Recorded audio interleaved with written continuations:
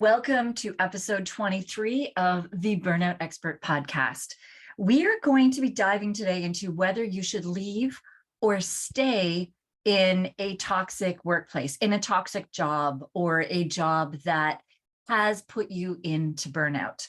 Now, where this is coming from partly is the last episode where we spoke with Guyla Greenlee, where she was the CEO of a company. And she found that the CEO before her was very toxic. And because of that toxicity, it did put her in burnout.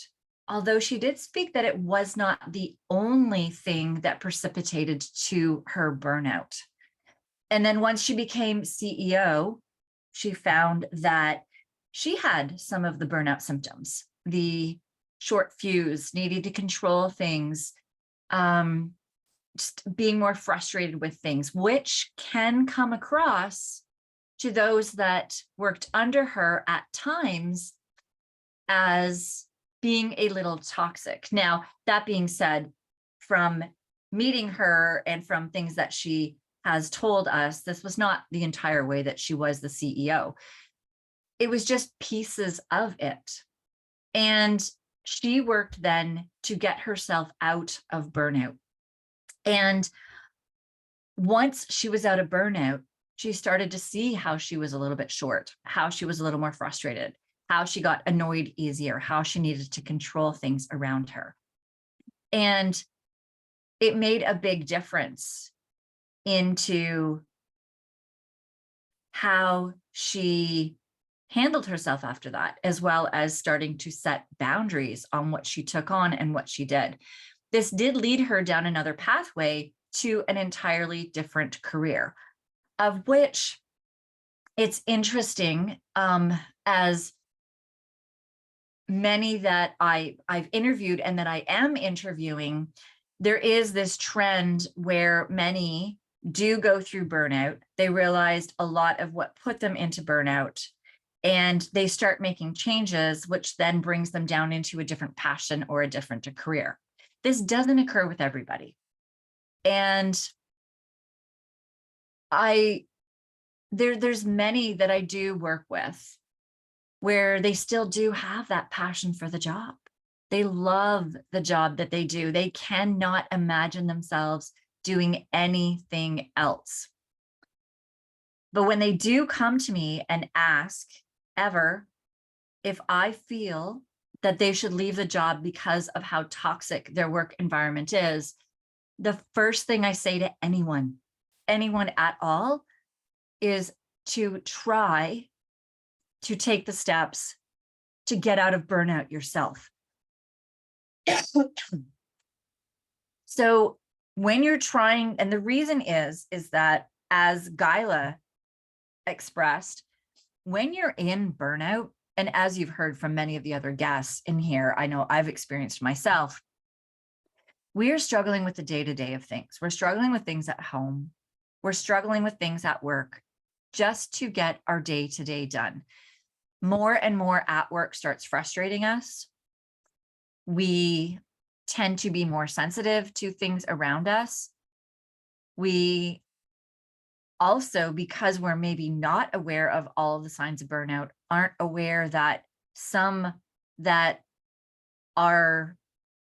we are feeling are being toxic in our workplace are actually really burnt out themselves, and they're short fused, they're controlling things, they're frustrated by everything, and they're micromanaging because of that, not because that's who they are. So this is kind of twofold into this. The first thing is I would say definitely to dive into your own burnout. Now, there are definitely some steps to be putting into place of where you set boundaries, how much you can put on your plate. And you might be in such a deep depth of burnout that the regular day-to-day of the job might be too fast-paced for you right now. So if it's possible, depending on your situation, depending on what's going on, if it's possible to take a leave and start really putting in the steps, if you can take that leave and start putting in those steps, then you may find that once you have enough resilience in your body, once you have enough energy, once you have enough focus and brain power, that you're able to get a lot of the stuff that's thrown at you every day on the job done faster, better quality, and the things that were stressing you out before are not now. I have worked with many as well that continue to work throughout us working on their burnout. I've had many as well that are on medical leave out. So it really is individual to, first off, what you're able to do through your job, what you're financially able to do, where you are in your burnout, if there is PTSD involved in it as well, and how deep all of that is affecting you and affecting your day. You may need that leave to really focus on getting your whole body, system, mind back on track and getting yourself back on track. I've also worked with some where we've tried to, throughout them working, especially with first responders and shift works. It depends. There was a time where post-COVID or during COVID, that some that I was working with, the neighboring stations and stuff were so short-staffed that they were covering for another station as well. And the amount of hours that they were doing, some were doing 524s, some are still doing 524s in a row at busy stations, which means 5 days straight without being able to sleep through the night once. And that was pushing them further and further than their stress system was able to, that some of them did need to then go and take a leave because of the situation that was happening at work. So it is best to get us to a certain point in burnout before you decide if you want to leave your job or not. And then that's where I dive into the second piece that I was saying, is that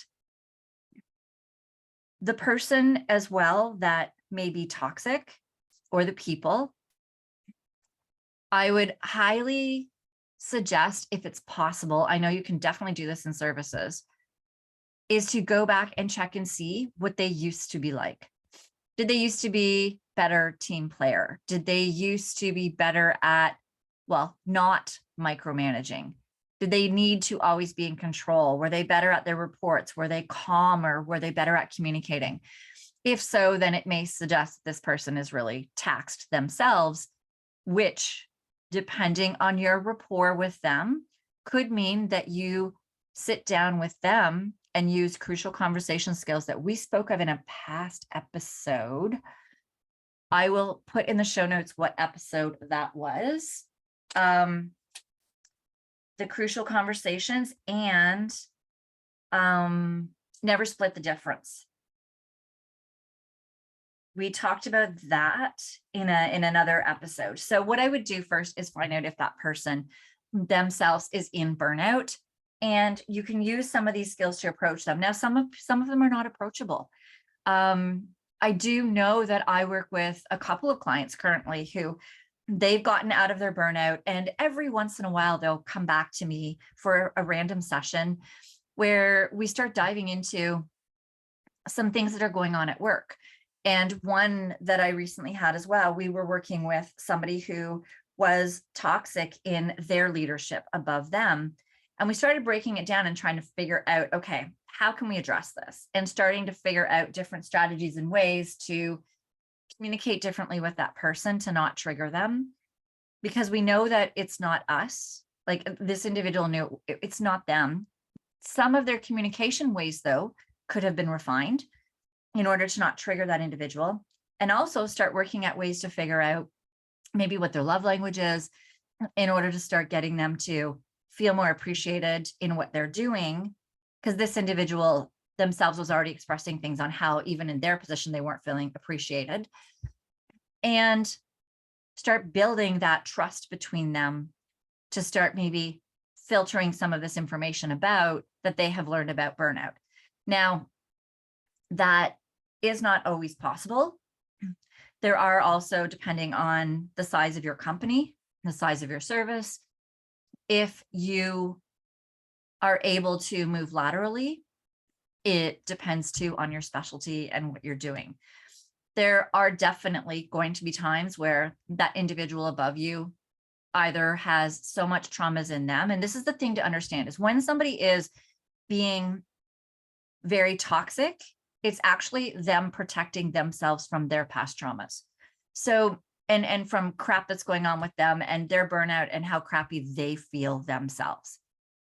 So if somebody is in that state and you have gotten yourself enough out of burnout in order to kind of take note of more of what's going on at work, you may notice that and a lateral move is not available for you to go maybe to a different leadership, of which I would highly suggest to research the leadership that you're getting into, then that may be the time to exit and go search somewhere else.